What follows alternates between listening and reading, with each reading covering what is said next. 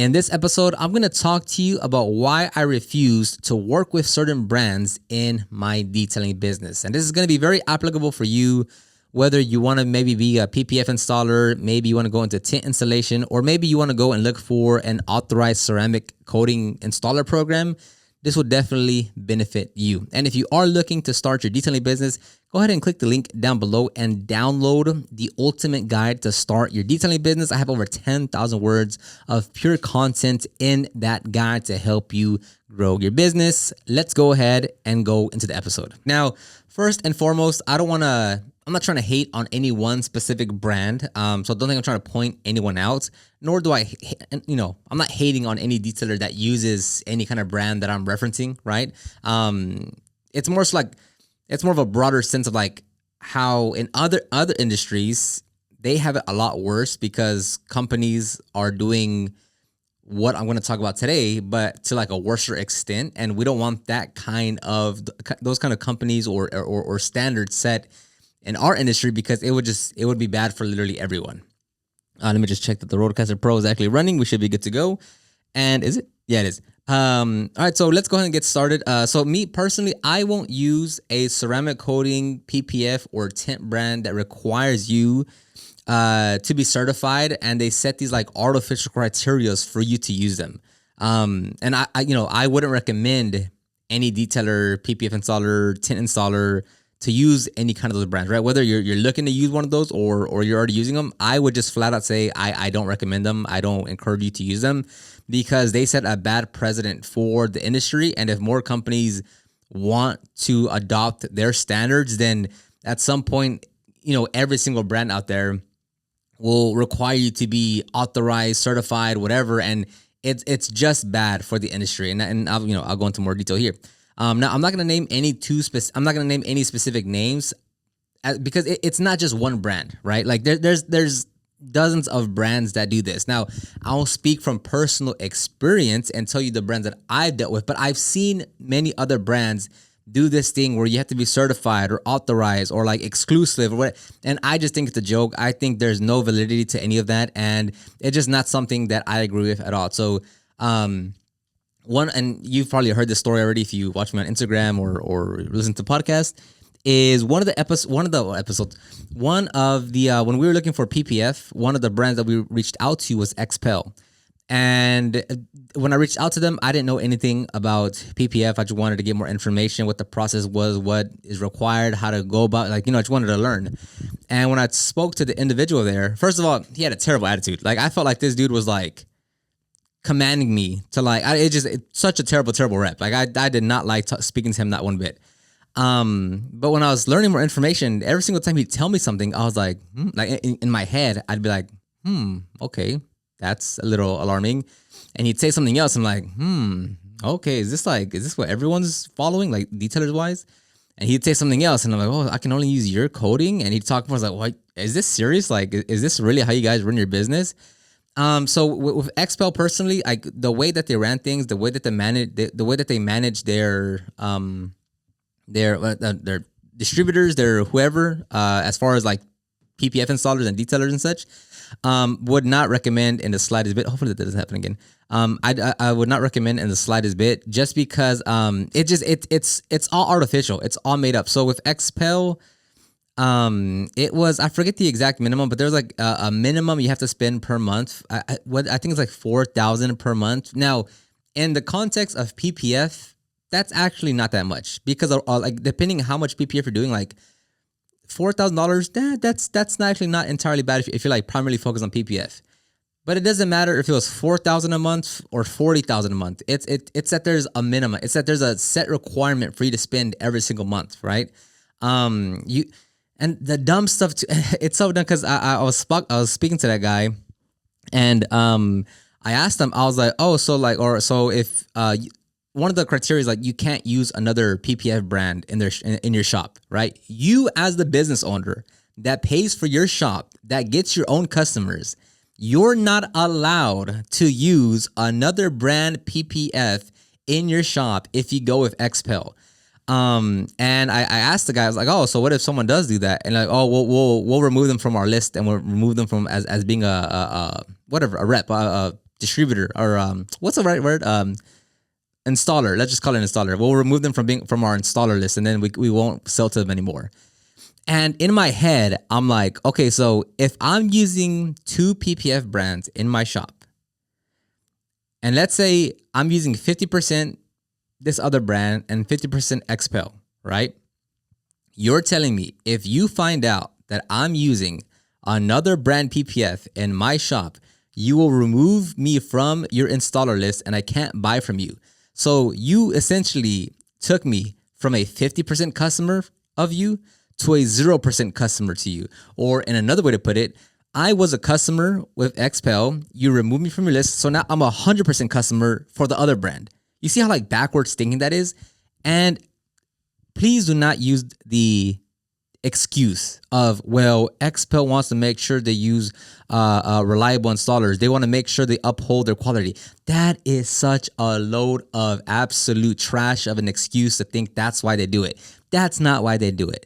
They want to do that so they can control and see, like, so they can put a grasp around your business and that you can only purchase through them. That's why they do it. Have you seen their stock price? They're on the New York Stock Exchange. You don't think they want to control how much revenue they come in? You want to see if they want to like it. It's not about quality. Please do not do that, because in so many other industries, or not so many other industries, tint, a lot of like, look at vinyl wrapping. Does vinyl wrapping make you sign up to be exclusive or authorized installer? What? No, there are a few like the brands that are like that's chrome, that offer chrome vinyl wrap. And that one is a lot trickier to install, but it's like very, very, very, very, very few. Aside from that, you can order whatever film you want from whatever brand by just ordering it, like literally everyone else, right? So don't take the excuse of like, oh, they want to uphold quality, bruh. No, shut up. That's 100% not why it is.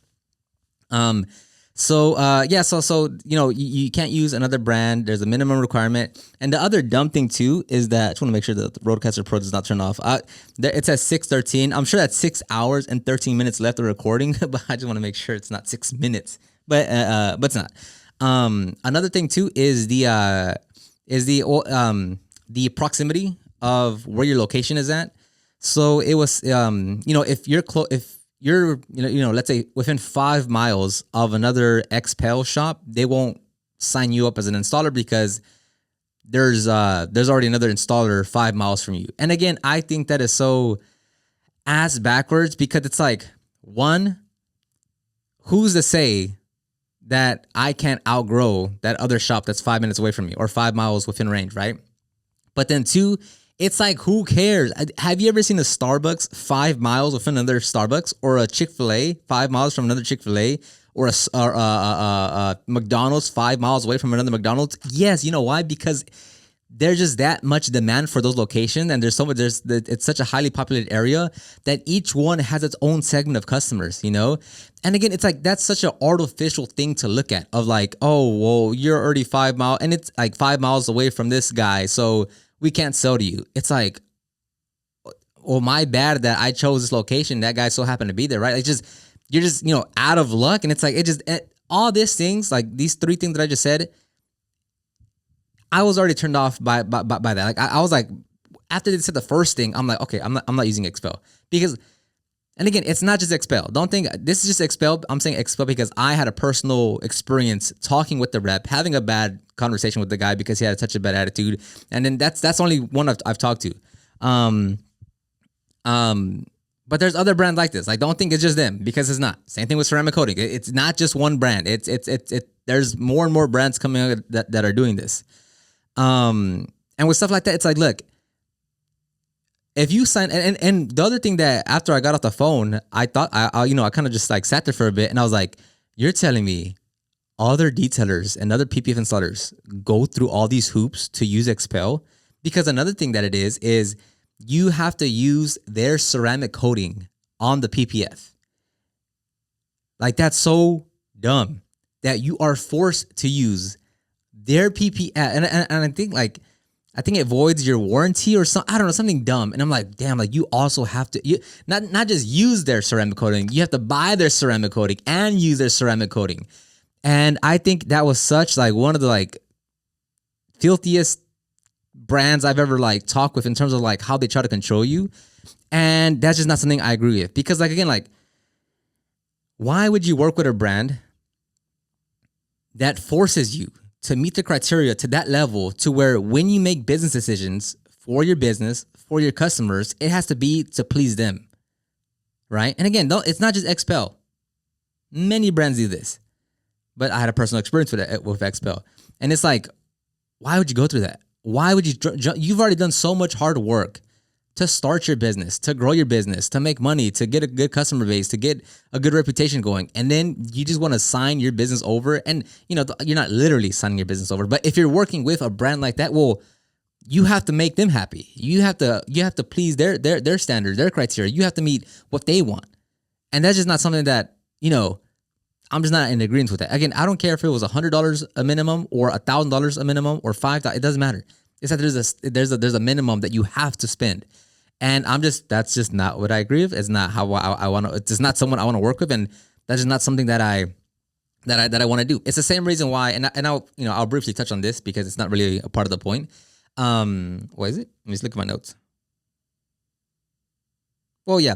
So it's the same reason why I don't look for certificates or when there's like, the biggest one in the detailing industry is going to be the IDA. That's why I don't agree with them. Any body of anyone, I was going to say governing body, but any type of organization that wants to create more red tape and create, certifications and, it should be good that you're authorized and, it's because you're certified through us, like people are going to respect you. It is such a lie. It does not matter. Like, when's the last time you went to a mechanic? Right? A reputable mechanic, right? And you ask the mechanic what their ASC certification is, right? Are they a master technician? You've never asked a technician that. You probably never even looked at an ASC certification at a mechanic shop. Like my point exactly, right? Like it's such a dumb thing to do because the value is never in a certificate. The value is not in like, show your customers you care by being certified by us. No one gives a fuck. Like it's no one cares. Like no one. You want people to care? Go get 1,000 5-star reviews. I mean, I'm being a little funny. Not 1,000. 100. 20 is gonna do more than some random certification from someone that they've never heard of. Okay, so next one here is, now let's switch over to ceramic coatings. Again, it's not just one brand. There's multiple brands that do this, so don't get stuck up on me saying one brand. It's just one brand that I have personally seen. I reached out, like, do not worry about this, like me saying one brand. So next one would be Ceramic Pro. So this is on their, let me make sure. Yeah, so this is on their website itself when you want to contact to be an installer. It says, to become a Ceramic Pro certified installer, you must have an established business, at least 3 years of experience in detailing or paint correction or paint protection film and window tint installation. Additionally, territories are carefully segmented. Therefore, a satisfactory application does not necessarily constitute approval. I'm not going to sign for it. Like, I don't need you to go and look at this and look at it. It's all fake. It's all artificial. Like, it has no bearing on my business, right? It's not a real thing at all. That's why, like, again, like right now we use Shine Supply Beadlock Pro as a ceramic coating. That's it. I don't need to go and be like, oh, well, I'm a what's the other brand? I think that does it. A System X coating and stuff. I don't care. Well, I'm a ceramic pro. I don't care, bro. Like it has no. And sometimes they'll also try to play on the like, oh, well, we'll give you marketing material to help you grow your business. It's such a lie, bro. If your business is struggling on its own before you sign up with some ceramic coating brand, you think they're going to help you grow? No, it's not like that. Like, no, that's what I'm saying. Like, I don't look at anything external in terms of, oh, well, I got the certificate, so now I grow. Oh, I signed up for this ceramic coating brand and they're going to help me grow. Oh, so once I become authorized installers for this PPF manufacturer, oh, I'll grow. No, if you want to grow and make more money and get more customers and whatever, that's on you internally. Your skills, your knowledge, your experience, your work that you put in to market your business, to talk to your customers, to create a great customer experience, to get reviews, to follow up on customers. Like, that is what grows your business and makes you money and takes you to the next step. Not signing up for some boo-boo company that's trying to put a carrot in front of your face, and it's actually a rotten potato that they're trying to, I don't know. I'm just trying to make an example there. You get the point though. I don't look at anything external. Like, we technically have 4 certifications, right? In wet sanding and correction, in smoke odor removal, in PPF installation, and in and vinyl wrap installation. We technically have 4 certifications. I have never once, nor has Angel, nor has Lex, has ever told a customer that we're certified. We don't hang up the paperwork on our walls. We don't put it on our website because it has no bearing. Like, I'm not, if the customer's like, oh, I'm just so, I want to sign up with you, but I'm not sure if I should. What? Oh, hey, by the way, madam, do you know that we are PPF certified? Oh my good, here's my card. That's not gonna happen. That's not how it works. That's why I do not care about signing up for that. Now, let's talk about some reasons why I don't use them. I already kind of touched on them, but let's kind of go over them again. It's all so one of the reasons is it's all artificial. They add criteria to keep you locked in. And they're just as simply as it put, right? It's kind of one of those things where if you sign up, like let's say when if you use a software, right? Let's say you use okay, like let's say you use like some I don't know, it doesn't matter, Asana, right? Or let's say Notion, right? Because I use Notion a lot. Like I use Notion to keep track of like basically everything. Like, and this is not a sponsored spot. I use Notion a lot. I use it to my workout log, the race calendar, to plan our traveling events, to keep track of some like basic expenses, a lot of note taking in there, and all the this podcast, all the notes are written out in there. For YouTube, for Instagram, it's all managed in Notion. Anyways, so let's say I have everything in Notion, right? And like let's say I want to move everything to whatever, Asana. Well, because I have so much stuff in here and I use it so heavily, it's like it's hard for me to move something over because like there's so much to move over. And probably not the best example, but it's kind of the same thing with those where like once you're in the system and you jump through all the hoops and they give you all this and they give you all that, well, it's like, oh, well, I'm already signed up and everything's already going. Oh, I guess I'll just stay here because it's too much work to go find another supplier. It's too much work to go through all the hoops of finding someone else, or it's it's like, boom, you're locked in. And the big part too is like, it's all artificial. It's all fake. Like, so what that there's someone 5 miles down the road? What does that do? So what if I use another ceramic coating? What does that do? So what if I have another PPF brand in my shop? Like, what does that matter to you? Because I'm the business owner. I pay for the rent. I get the customers. The customers call me, not you. So why in any way does it matter what I do in my business? Because now it's no longer your business. They have a part of it. They basically have a part in your business because now if they're not happy with what you're doing, with the brand that you're using, with whatever, with where you're located, yeah, Oscar, we're gonna go ahead and remove you from the list because we realize that you're actually 5 miles away from another installer, and we're gonna revoke your access to our, like you think I want to go through that? Like, absolutely not. Like, that's not something that like I ever want, or nor you should ever accept in your business, and never put your business in that situation to where like that could happen. But it was alarming that I was like, dang, you're telling me,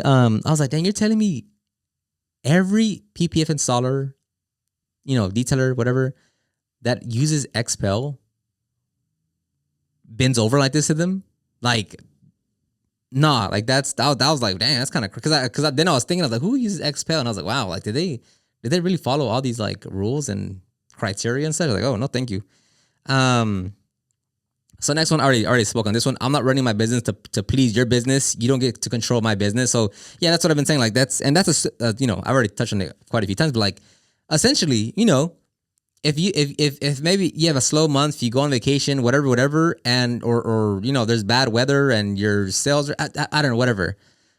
But let's just say you don't meet the minimum requirement, and it's like, oh, I'm supposed to spend $4,000 a month, and it's like, oh, what do I do now? Do I just buy film just to buy film so I can meet my minimum requirement, right? And the other thing that he had said was he said like, oh, I'll find a time, we have to find a time for me to go and inspect your shop. And I was like, you have to come inspect my shop? Like, you're gonna, you have to physically come in here and be like, oh, yeah, this should be good enough for us. Like, get the heck no, dude. That was crazy. That was crazy. Like that was really crazy. Next point here, which is very important, which is this is also happens a lot in other industries where they can change their criteria at any time and kick you out or make you pay more or do whatever they want because you're not in control. Meaning, you know, let's say, and again, not specifically XPEL, but again, you'll see this everywhere where it's like, hey, you know, when you first signed up, it's like, yeah, there's no other installer within 5 miles from you. And then, you know, maybe at some point, you know, a year later, they change their guidelines and it's like, hey, you can't be within 10 miles of another installer now. And unfortunately, you were the one that signed up later than the other installer next to you that's 10 miles away. So we're going to have to, my voice just cracked. We're going to have to revoke your access and you can no longer be an installer. And, and you're going to be saying, oh, well, that might not, you know, why would that happen? If you don't look at other industries and see how else, like how other industries do this exact same thing, you are just waiting for this to happen then in our industry. Like this happens all the time in other industries.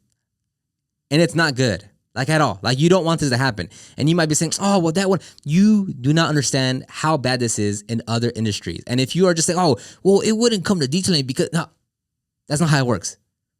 If the door is open for the opportunity for someone to do that, they'll do it. And then once they see that works, guess what? Other brands start to do it. It's the way things go. So anyways, yeah, so like if they change, and then that was just one example. What if, you know, let's say you're using, like I think XPEL has their own plotter, I believe their own plotter and their own software. And I believe you have to buy their plotter and their software. Oh, right. Wow, look at that. So let's say you're paying $100 a month to use their software, right? $100 a month to use their software. And at some point they're like, hey, because we've done some big upgrades, because we're doing this, because we're doing that, the monthly software package will go from $100 a month to $150 per month, right? And boom, just like that, you have to start paying more, right? Like just because of that. Now, if again, you can see this in so many other industries, the automotive industry, like there's so many examples of this where, again, this is not XPEL, this is just speaking of if you are using their software, right? And they might say, hey, because you don't, you know, we now have tiered levels to our installers and you're not a ultra installer.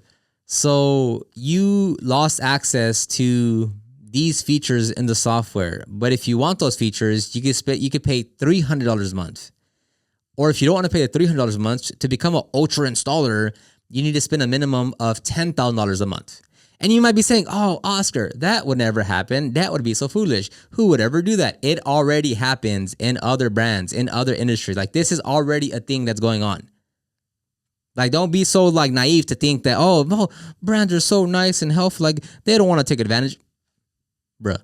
Like this is already going on. I mean, go look at the automotive industry. Go look at the phone repair. Go look at what Apple does. Go look at like, these are things that are happening right now in other industries. So I'm not coming from a sense of like being a conspiracy theorist or like, oh, this guy just, you know, hating on these brands. This is already happening in other industries right now. Like right now, things are happening.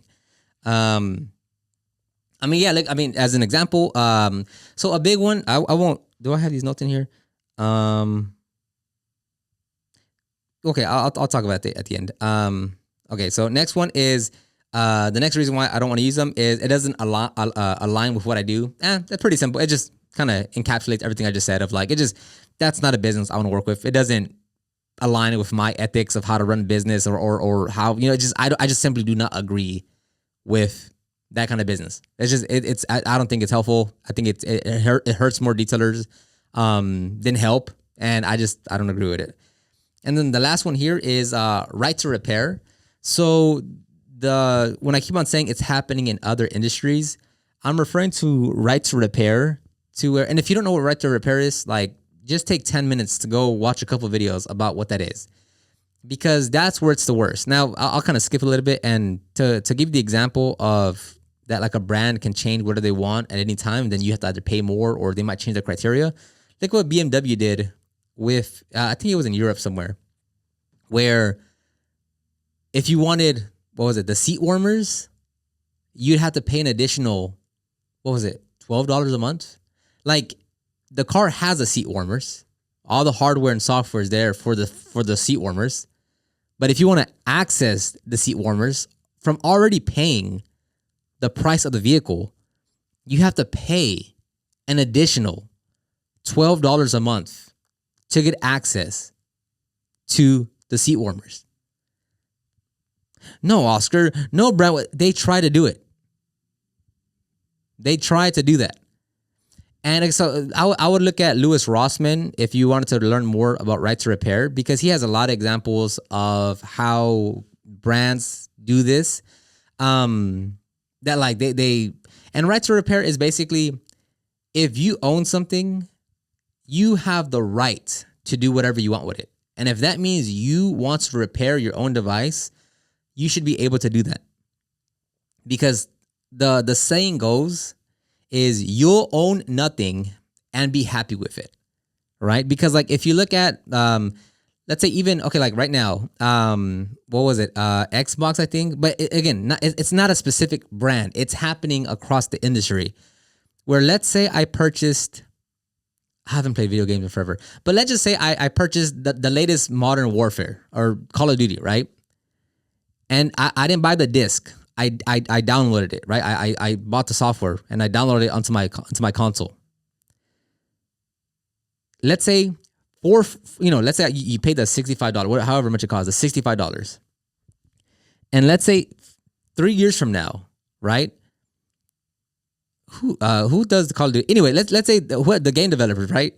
Let's say they cancel that game now, right?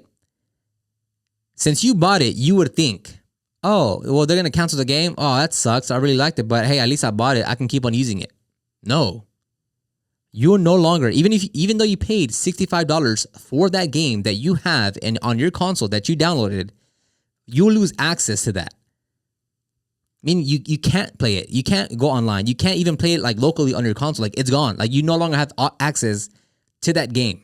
Even though you paid for it, full price, download it, you now no longer have access to that game. Do you see the problem that is? Oh no, Oscar, it's happening right now. Like, it's already going on. There's already these things going on. There's already, there's already backlash. There's already like people not liking, like it's already happening. Like another one, like let's say you buy a movie off of YouTube, right? And you're like, okay, great, I bought this movie, I have it now. And a year later, 5 years later, 9 years later, you go and check your library and you're like, hey, where's that movie that I purchased? Go, you find out that whatever happened, some licensing agreement didn't happen, whatever, and YouTube had to pull that movie, and you no longer have access to it. You paid the $20, the $24 to have that movie forever. It was in your library, and out of nowhere, it was just removed from you. So did you ever own it? Was that really yours? You'll own nothing and be happy with it. That's the thing that's happening right now, right? Cell phones, laptops, games, cars. You'll own nothing and be happy with it, right? Like with a Tesla. Can you repair anything on a Tesla yourself? In the engine, right? In the engine, can you no? Everything has to go back to the dealership, right? And as cars, well, I mean, now it's already happening where cars are going more and more electrical. You can't take it, right? What's it called? I forget the name of it. But anyways, your favorite car manufacturers. Let me look it up. I think it was like Ford, Toyota, Nissan, all these big brands. They were lobbying to the government that independent repair shops should not be able to work on your vehicle, and that everything should be brought back to the dealership to get repairs done, right? And you might be saying, "Oh, what do you mean by that, Oscar?" Like, imagine at some point that you won't be able to take your car back to an independent repair shop. Like, you are forced to take it back to the dealership. You can't take it to an independent repair shop. Why? That's just the law now. Like, they lobbied for it and they won. You can't take it to the repair shop. You have to take it to the dealership. And I think it was 2008 maybe. They lobbied, the car manufacturers lobbied for this. And then you had brands like O'Reilly's, AutoZone, and all these brands that sell, parts for consumers. They helped lobbied against it. But I think they spent, I should have done more research on this one. What I'm getting at though is like the bad forces against consumers are already happening. It's already moving. Like imagine at one point when you're saying, oh, let me go fix my car, and there's no longer an AutoZone or an O'Reilly's where you can just order your car parts, or on Amazon, because because now, everything is electrical. The car manufacturers don't allow independent repair shops to like have access to all the software, and you have to take it to the dealership because that's the only place where they have full access to be able to diagnose and fix your problem, right? Again, it's not, oh no, that's never going to work. No, it's happening now. Take a Tesla to a repair shop and see what they tell you, right? John Deere, right? The equipment that farmers use, exact same issue. They can't diagnose. I mean, they have, well, now they've actually gave them more access, but maybe 2-3 years ago, John Deere would force the owners of the equipment, right? What I'm gonna save a lot of details here. What I'm getting at though is you own nothing and be happy, right? You want to be in control of your business. You want to be in control of what you purchase. And if I purchase something, I get to do what I want with it. I get to, whether I throw it away, whether I just, take care of it, it doesn't, it's my decision because I own it, right?